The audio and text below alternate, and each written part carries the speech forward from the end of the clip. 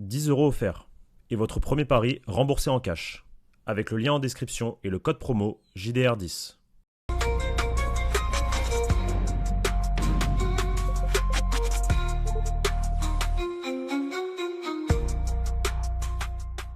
Bonjour à toutes et à tous et bienvenue pour une nouvelle vidéo sur la chaîne YouTube du Journal du Real. Vidéo spéciale aujourd'hui parce qu'on va revenir sur l'affaire Negreira, le scandale du siècle, le plus grand scandale de l'histoire du football, même si je peux citer un certain Florentino Pérez. On va discuter de ce qui se passe ces derniers temps, vous faire un rapide résumé aussi de toute l'histoire de cette affaire Negreira et où on en est aujourd'hui et quelles sont les potentielles conséquences. Audition de Laporta, audition de Luis Enrique, audition d'Ernesto Valverde, on commence à mettre un peu plus la lumière sur cette affaire et on commence à comprendre que finalement, quand on disait qu'il n'y avait pas de fumée sans feu, c'était peut-être bien le cas, contrairement à ce que contrairement à la défense d'un certain président du FC Barcelone. Comme d'habitude pour ce genre de dossier, je suis accompagné de Johnny. Johnny, comment tu vas, mon ami? Écoute, il fait froid, mais je vais très bien, et toi? Ouais, il fait froid. On est dans la pénombre un peu, que ce soit toi ou moi. On est dans le thème là de ce soir, parce qu'on va parler de choses non pas obscures non plus, mais l'un des plus grands scandales du football. On n'en parle pas du tout en France, très très peu. Et pourtant en Espagne, c'est l'actualité numéro une, parce qu'il y a eu le fameux, c'est quoi, c'est le déjeuner de Noël organisé par le Real Madrid hier, qui a encore remis de l'huile sur le feu. Il y a eu l'Assemblée des Socios aussi, il y a de ça quelques semaines où Florentino Pérez a grandement parlé de l'affaire Negreira. C'est une affaire sur laquelle qu'on avait pointé du doigt il y a encore de ça un an sur le fait que le Real Madrid ne rentre pas assez dans le dossier, quoi, couvre presque le FC Barcelone. Tout a changé depuis un an et on va essayer de, vous expliquer pourquoi et surtout quels sont les derniers événements de ce dossier. Mettez le petit like, abonnez-vous et mettez-nous en commentaire votre ressenti par rapport à tout ça. On va essayer d'être le plus complet possible. Si vous aimez ce genre de contenu, c'est aussi la preuve que voilà qu'on doit continuer à vous fournir le maximum d'informations sur tout ce qui se passe en Espagne et tout ce qui englobe le football espagnol, le Real Madrid, le FC Barcelone, bien évidemment. Johnny, avant de rentrer dans la fameuse discussion, parce que c'était le 12 décembre, si je dis pas de bêtises, audition de Joan Laporta, de Luis Enrique et de Ernesto Valverde qui ont été amenés à témoigner de plusieurs choses. Est-ce qu'on peut faire un rapide rappel de ce qu'est l'affaire Negreira, histoire de mettre un peu le contexte? Oui, alors en février 2023, il y a des journalistes catalans de la SER qui ont révélé que Enrique Negreira, qui était vice-président du comité technique arbitral espagnol de 94 à 2018, avait reçu au minimum entre 2001 et 2018 7,3 millions d'euros de la part du FC Barcelone.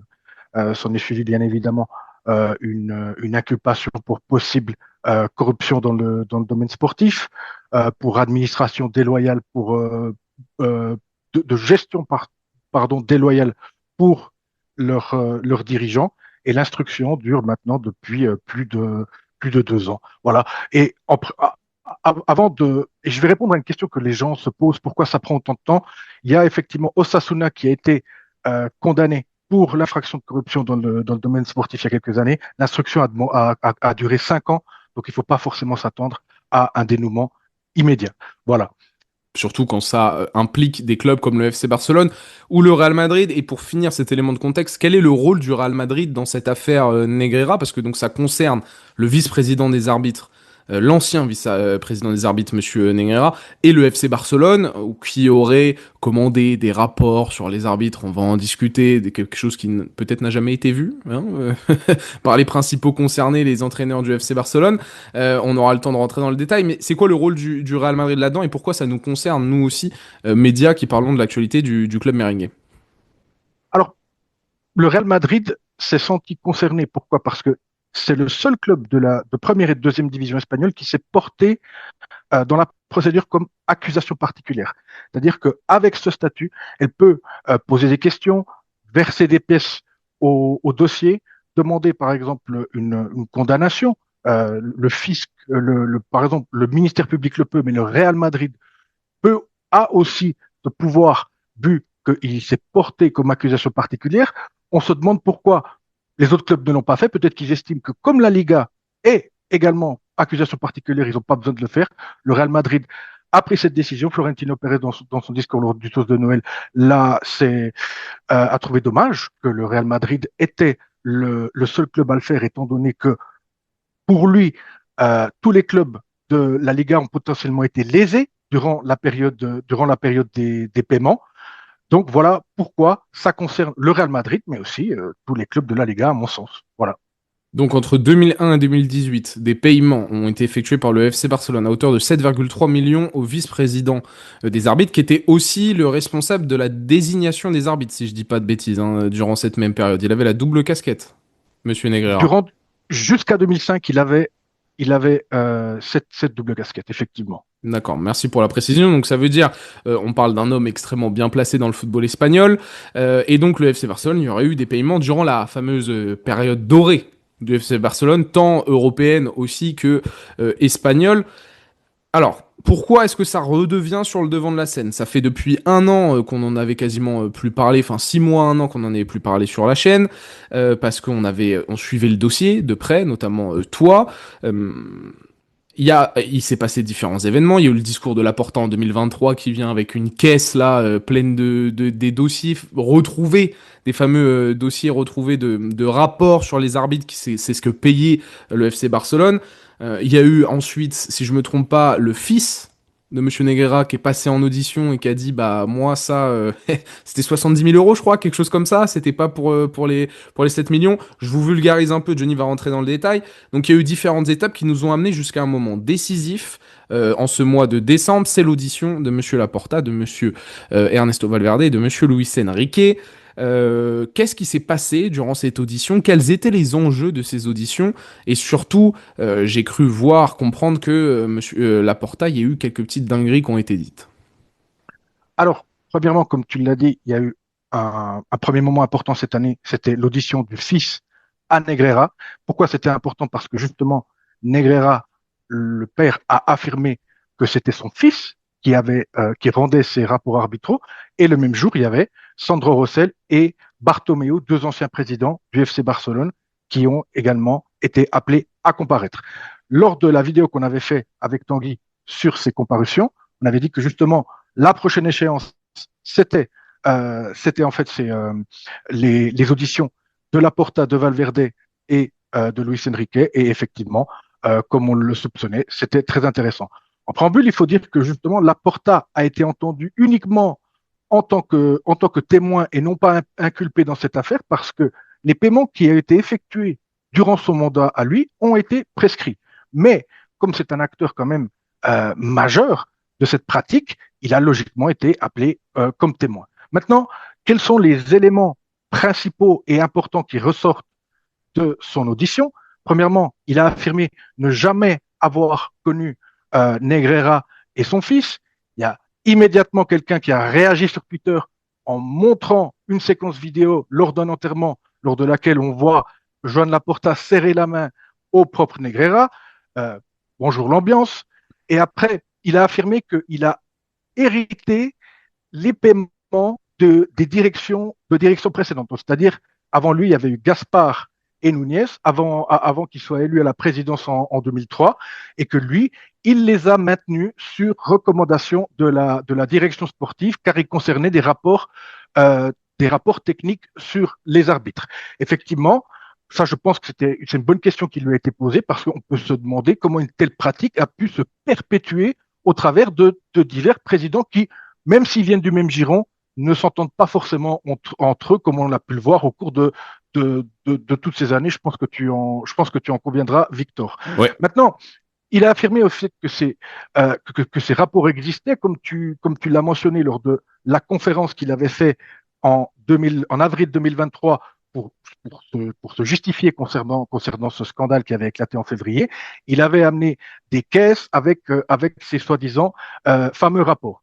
Lors de son audition récemment, il a affirmé que ces rapports ont été retrouvés par hasard au fond d'une armoire dans des cartons et qu'ils datent de la période entre 2014 et 2018, mais qu'il n'y a rien concernant les saisons précédentes, car selon lui, les documents au club, ils sont détruits tous les 5 ans.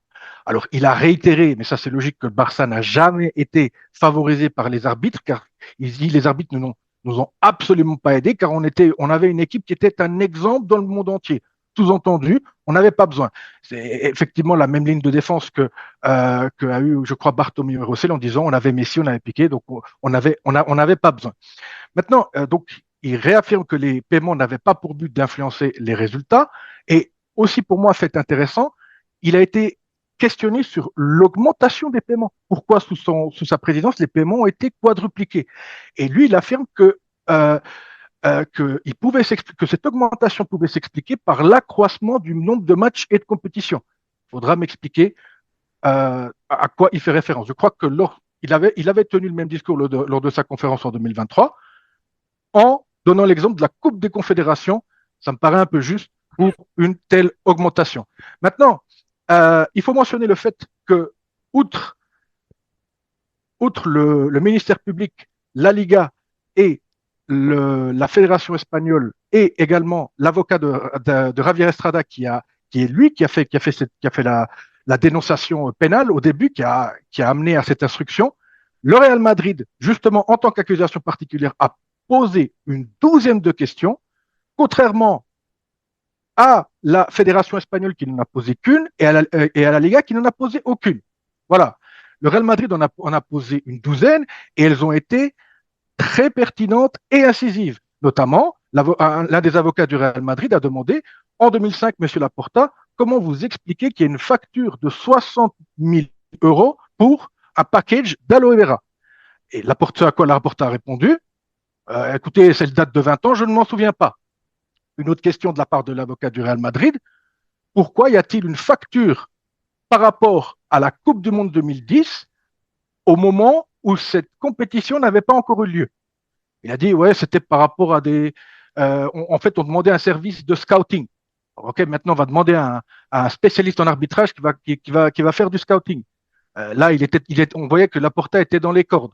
Mais Est-ce que je peux me permettre de te couper sur un truc? C'est quoi cette histoire d'aloe vera? On se le demande tous. 60 000 euros d'aloe vera, mais qu'est-ce que ça vient faire sur le sujet en fait? C'est des factures bizarres, des paiements bizarres quoi. Ouais, c'est pour mettre le doigt sur. Donc d'accord. Je t'en prie, continue. C'est ça. Mais alors, encore mieux maintenant, un des avocats du Real Madrid a demandé comment est-ce que le fils à Negreira, lors de la saison 2008-2009, a pu faire des rapports arbitraux pour le FC Barcelone, sachant qu'il était sous contrat avec Fenerbahçe. C'est à quoi Laporta a répondu, vous lui demanderez à lui. Voilà. Donc on voit un président qui était vraiment pas sûr de son fait, qui savait pas comment répondre. Il faut rappeler que lorsqu'on comparait dans un témoignage comme ça, on doit absolument dire la vérité. Si maintenant les juges pensent que Laporta n'a pas dit la vérité sur un point, il peut être inculpé pour faux témoignage. Donc je pense que c'est aussi pour ça que Laporta a été très prudent, qu'il a fait des réponses évasives concernant ces points. Maintenant, comme tu l'as mentionné en préambule, Luis Enrique et Ernesto Valverde ont également été auditionnés par la juge qui instruit l'affaire Negreira. Pour rappel, Luis Enrique a été entraîneur du FC Barcelone de 2014 à 2017 et Ernesto Valverde de 2017 à 2020. Il avait été destitué lors de la Super Coupe d'Espagne que le Real Madrid avait gagné contre l'Atlético Madrid. Voilà. Voilà. Donc, effectivement, en tant qu'ancien entraîneur du Barça, ils ont été auditionnés de manière télématique. Ils n'étaient pas présents physiquement. Et les deux ont dit qu'ils n'avaient jamais eu vent de ces rapports arbitraux. Maintenant, quels sont les points clés de l'audition de Laporta que moi je retiens? C'est que les rapports qui ont été apportés sont du fils et ne sont pas du père, et que le fils, on va y venir, dans sa déclaration, avait laissé clairement entendre qu'il n'avait rien à voir avec les entreprises de son père. Voilà. Maintenant, quelles implications ça a pour la cause? Comme je l'ai dit, Joan Laporta a maintenu la ligne de défense qu'il avait élaborée en 2023, le 17 avril 2023, lors de sa conférence de presse. Et comme on l'avait mentionné avec Tanguy dans la précédente vidéo, le problème, c'est que dans la ligne de défense, elle a perdu en crédibilité lors du témoignage du fils à Negreira, parce qu'au cours de son audition, il avait déclaré qu'il avait rédigé effectivement des rapports pour le Barça entre 2013 et 2018, mais comme tu l'as mentionné auparavant, pour un montant vraiment tout à fait moindre aux 7,3 millions que son père a reçus. On parle environ de 70 millions annuels qui étaient reçus pour lui. 70 000 euros annuels. 70 000 euros annuels. Voilà, 70 000 euros annuels. Voilà. Et en outre, il avait nié que ces paiements soit justifié par ses services et il avait minimisé son propre rôle en assurant qu'il n'avait jamais facturé ces travaux-là au travers des sociétés de son père. Maintenant, tu vas me dire, mais qu'est-ce que ça implique pour l'instruction? Hier soir, il y a le responsable juridique de la Sexta qui est passé au Chiringuito pour commenter ces derniers développements. Il a laissé sous-entendre qu'il y avait suffisamment d'éléments pour qu'une condamnation soit prononcée. Pourquoi? Car les seuls rapports arbitraux qui existent, comme je l'ai dit, ce sont ceux du fils, qui ont été effectués entre 2013, 14 et 2018, et qu'ils ne justifient pas les paiements qui ont été versés au minimum depuis 2001. Ajoutez à cela au fait que le propre Negreira, lors de son premier interrogatoire, avait déclaré que le Barça effectuait ses paiements pour obtenir la neutralité arbitrale.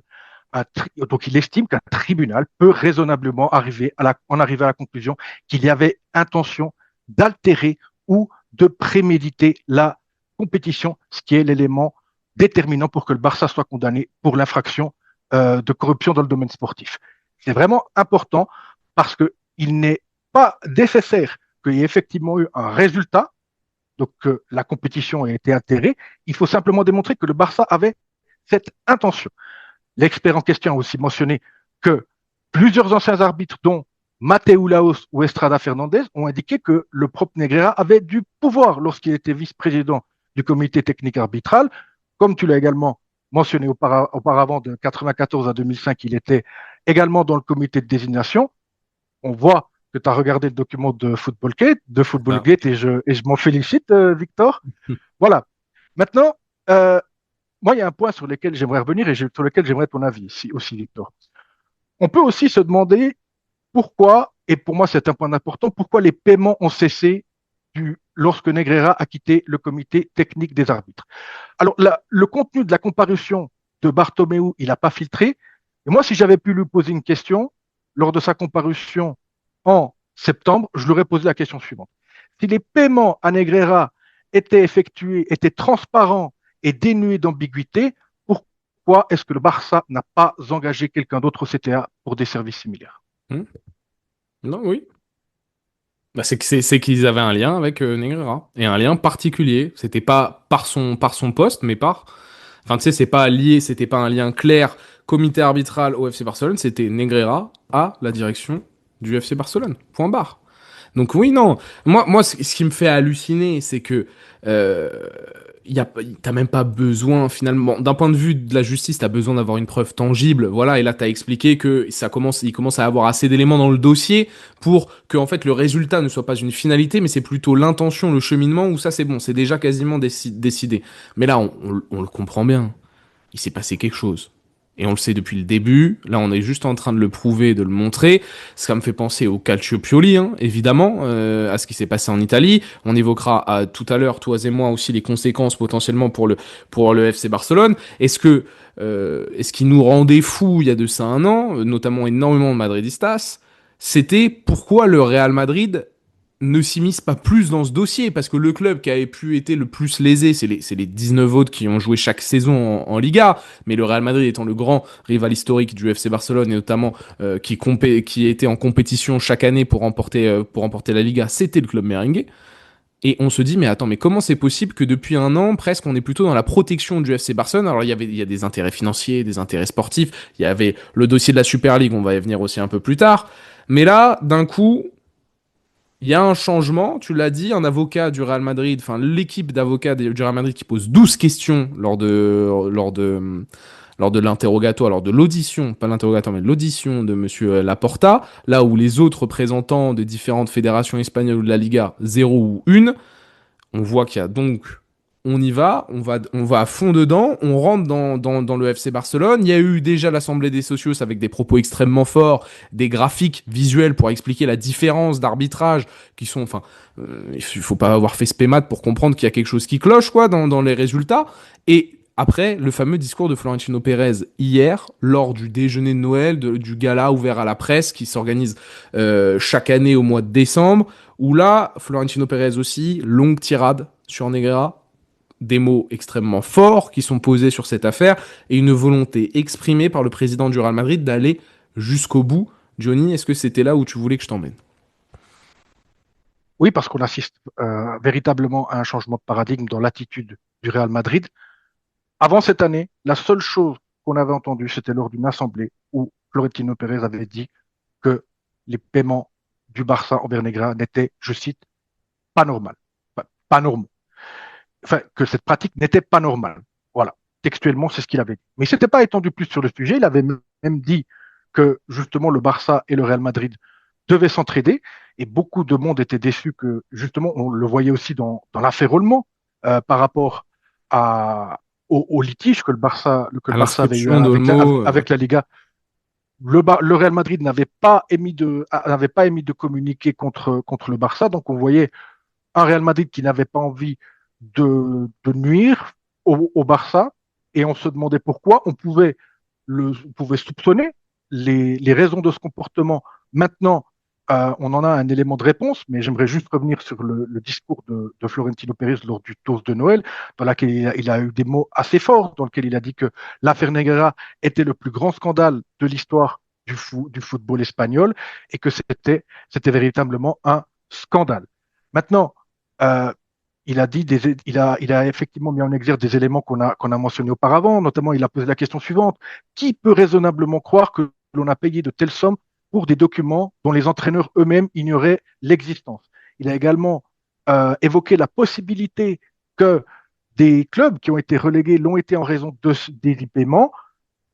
Moi, j'avais parlé avec un avocat espagnol de la possibilité d'agir en responsabilité civile pour des autres clubs de la Liga, dont les clubs relégués, si effectivement condamnation du FC Barcelone il vient avoir dans cette affaire. Lui, il a été plutôt prudent, il pense pas que ça a des chances d'aboutir, mais Florentino Pérez a quand même mentionné ce fait pour faire comprendre aux gens que ça concerne tous les clubs de la Liga. C'est pas Maintenant, que juste un face-à-face entre le Real et le Barça, c'est le football espagnol dans son ensemble qui est concerné par cette affaire Negreira. voilà, tout à fait. Maintenant, beaucoup de gens se sont posé la question, déjà lors de l'Assemblée des sociocompromissaires, de savoir pourquoi un tel changement de discours, alors qu'une année auparavant, le propre Florentino Pérez disait que le Barça et le Real Madrid devaient s'entraider.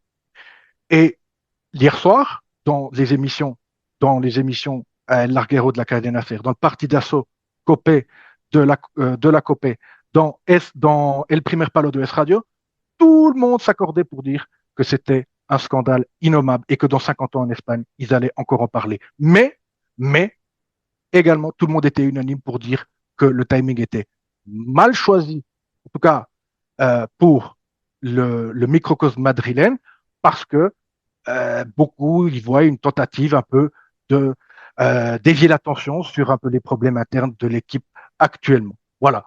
Et aujourd'hui, le propre Joan Laporta a répondu aux déclarations de Florentino Pérez. Il a dit que le Real Madrid avait je cite, une barcelonitisme, mais il a apporté des éléments de réponse à ce changement de paradigme. On lui a aussi posé la question pourquoi en une année tout a changé.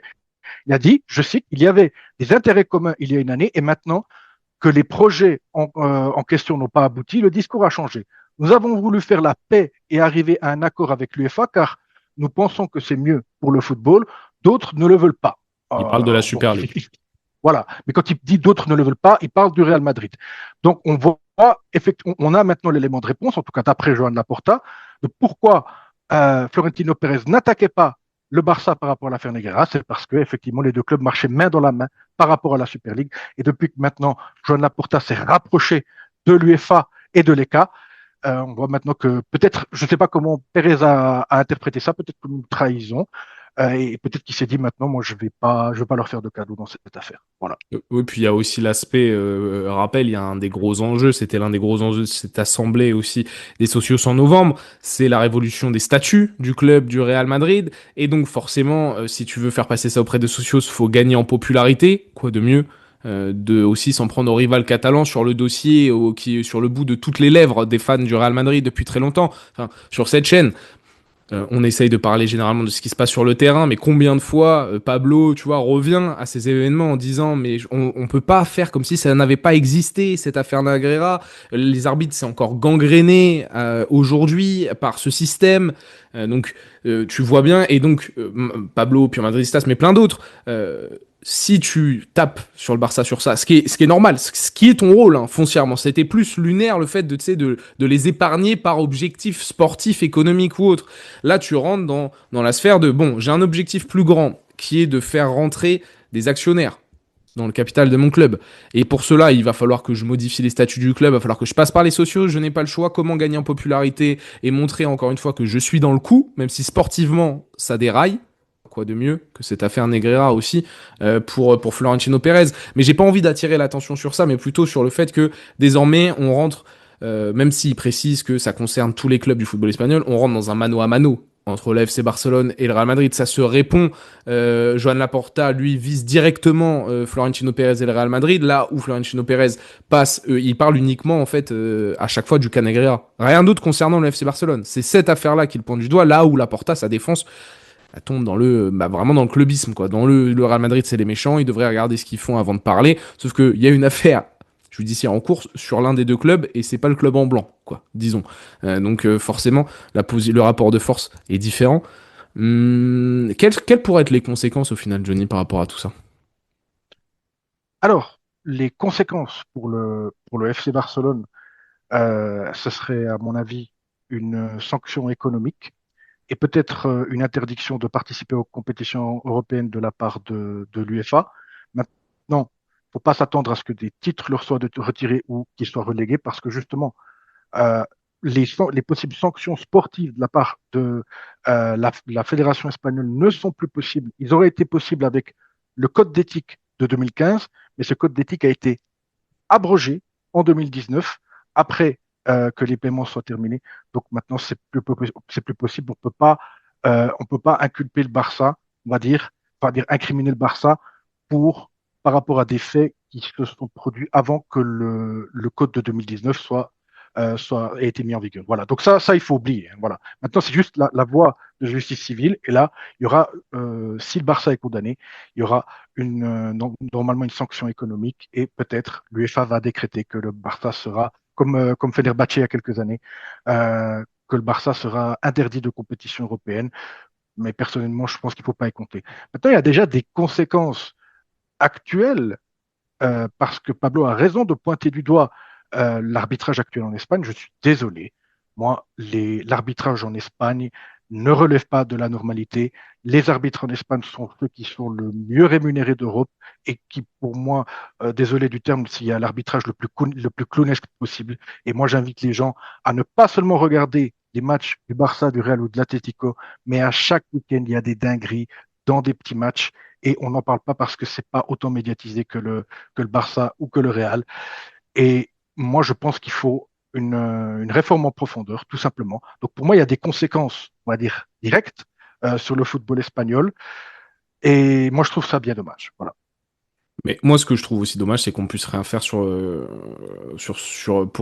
parce que nous, on va savoir, le monde entier va savoir que le Barça a payé des arbitres durant une période dite de gloire de ce club-là. On enlève rien au football pratiqué.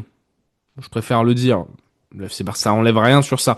Mais ça a eu un impact sur des titres qui se jouent à rien, sur l'entièreté d'une saison. Forcément, si t'as les arbitres, on va dire, plutôt de ton côté et qu'à chaque fois tu t'en sors avec la pièce qui tombe, tu sais, du bon côté, quoi. Le football, c'est peut-être un chouille plus facile. Disons, quand tu peux manœuvrer le hasard. Donc c'est dommage qu'il n'y ait pas de sanction à ce niveau-là, mais tu l'as bien expliqué, il pourra seulement être d'un point de vue juridique. Je n'y crois pas non plus. Le FC Barcelone, c'est un géant, il sera protégé, mais nous saurons au moins ce qui s'est passé durant 17 ans dans le football espagnol.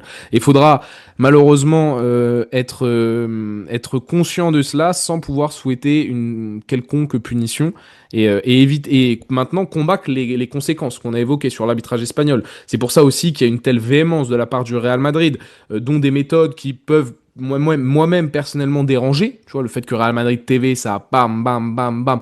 Je suis pas le plus grand fan de cette méthodologie, mais il faut aussi comprendre qu'on a des gens qui doivent défendre un intérêt qui a été floué pendant 17 ans. Enfin, faut se rendre compte des intérêts. Enfin, c'est de l'argent. Il y a des clubs qui ont été relégués. Il y a le Real Madrid qui a perdu des trophées, du prestige, de l'argent, des joueurs, des entraîneurs qui se sont peut-être fait virer pour ces choses-là. Enfin, faut se rendre. À partir du moment où tu ne joues pas le jeu de l'équité, tout est imaginable, quoi. Toute conséquence, et tu peux être coupable de plein de choses. Et c'est le cas du FC Barcelone. On va attendre quoi? C'est quoi? Il reste un jugement. Il n'y a pas un jugement dernier, un jugement final. Qu'est-ce qui nous attend là d'un point de vue juridique? Non, il y a une instruction qui théoriquement va encore durer quelques mois, mais moi je pense qu'elle va être prolongée parce que je pense que la juge qui instruit l'affaire va encore demander d'autres témoignages avant de décider le dénouement de cette affaire. J'aimerais rebondir sur ce que tu as dit. Comme je l'ai dit auparavant, là, même si condamnation il y a, qu'est-ce que ça prouvera? Ça prouvera qu'il y a eu intention d'altérer la compétition. On ne Oui. pourra pas prouver, à moins qu'un arbitre vienne dire un jour, j'ai favorisé le Barça par rapport à X ou Y raison, on ne pourra pas prouver que ces paiements ont effectivement poursuivi leur but, à supposer que c'était C'est le ça, but du t'as raison de le Barça. préciser. Ouais. Voilà. Donc, et ça, dans un sens, c'est bien pour les supporters du Barça, dans le sens où ils pourront dire, bah voilà, il y avait intention de corrompre, mais on ne peut pas prouver qu'il y a eu une altération de la compétition. Mais quand on voit certaines actions qui se sont produites pendant ces périodes-là, faut s'accrocher. Le fameux Varane qui se fait accrocher par Luis Suarez lors d'un classico et qui tombe, que l'arbitre ne siffle rien et le Barça marque, c'est des actions comme ça, mais on a envie de se tirer les cheveux. Je sais pas ce que tu en penses, Victor. Oui, oui, oui, non, mais on a eu plein. Et puis, et le sujet peut concerner. Il y a eu des erreurs d'arbitrage en faveur du Real, etc. Mais encore une fois, quand la pièce tombe toujours du même côté, c'est là où on peut s'interroger. Quand ça tombe quelquefois de l'un, quelquefois de l'autre. Peut-être plus souvent, hein, le Real sur la scène européenne, j'ai des matchs en tête, bien sûr, on peut penser au Bayern de Munich. Le sujet n'est pas là. C'est que là, il y a eu intention de sortir des règles du jeu. Que ça soit Mm. réel ou pas, c'est fin. La discussion se termine ici. Il y a une équipe a passé par des moyens lugubres pour essayer de fausser le jeu, ce beau jeu qu'on respecte tous, qu'est le football. J'espère malgré tout qu'il y aura des décisions qui sont prises par l'UEFA, à mon sens. Et c'est un fin tricheur dans la vie qui vous le dit. Hein. Je suis pas l'homme le plus honnête lorsqu'on joue aux jeux de société ou choses comme ça. Mais là, les gars, ça dépasse l'entendement. Ça s'appelle pas voler un billet de 5 au Monopoly. Là, on est sur autre chose. Donc, on verra les différentes conséquences. Johnny, est-ce qu'on a dit tout ce qu'il fallait dire? Oui, juste un mot de la fin. Je trouve que Florentino Pérez a été très clément parce qu'il faudra que quelqu'un me dise si, dans l'histoire du sport, pas du football, il existait un scandale plus grave que celui-là. Voilà. Ouais, carrément. Ok, oui, oui, je comprends. Ouais, mais on est d'accord que donc là, il va aller jusqu'au bout, Florentino Pérez. Tu as vu les questions qui ont été posées. Les avocats du Real Madrid, ils avaient envie de massacrer la Porta. Et tout élément qui pourra aider, qui pourra faire en sorte que le Barça soit condamné, va être ajouté au dossier par le Real Madrid. Il y en a eu déjà plusieurs qui ont été ajoutés par le Real Madrid sur, on va dire, instigation de deux avocats qui sont connus de la tuitosphère, notamment les déclarations d'anciens dirigeants du Barça, on en avait parlé dans la dernière vidéo avec Tanguy, sur des plateaux télé, au KLM, qui disent que c'était mieux de payer, de mieux de continuer à payer, sinon il allait nous arriver quelque chose. Voilà. Donc tout élément qui sera du même acabit sera ajouté au dossier par le Real Madrid. Voilà. Florentino Pérez ira au bout pour mettre la lumière sur cette affaire et surtout établir la vérité. Merci beaucoup Johnny. Petite aussi annonce, logiquement il y aura un live sur un documentaire que mon cher ami ici présent vous a traduit en français. Il sera présent, Pablo aussi. Il faudra qu'on trouve la date, ça sera sûrement fin décembre, juste avant le nouvel an, histoire de ponctuer l'année 2025 en beauté. On essaiera de réagir à tout ça en live. Donc voilà, le rendez-vous est pris, histoire de encore plus comprendre et mettre la lumière en France sur cette affaire. Parce qu'on doit être l'un des rares médias à autant en parler et en même temps parce que c'est notre rôle en tant que relayeur d'informations du football espagnol et surtout du Real Madrid qui est donc qui a un poids prépondérant dans cette affaire. Merci beaucoup Johnny. Vas-y, tu veux dire? Merci à toi, Victor. Mais oui, merci, merci. Merci à tous ceux qui ont suivi cette vidéo. Comme d'habitude, on réagit en commentaire, comme je l'ai dit en introduction. On se retrouve très vite pour du nouveau contenu sur la chaîne YouTube Journal du Real. Et surtout, il y a des articles aussi. Allez lire le journaldureal.fr si vous voulez plus d'affaires. Vous tapez dans la barre de recherche Negreira. Vous allez vous régaler. Allez, ciao, ciao les gars. Ciao.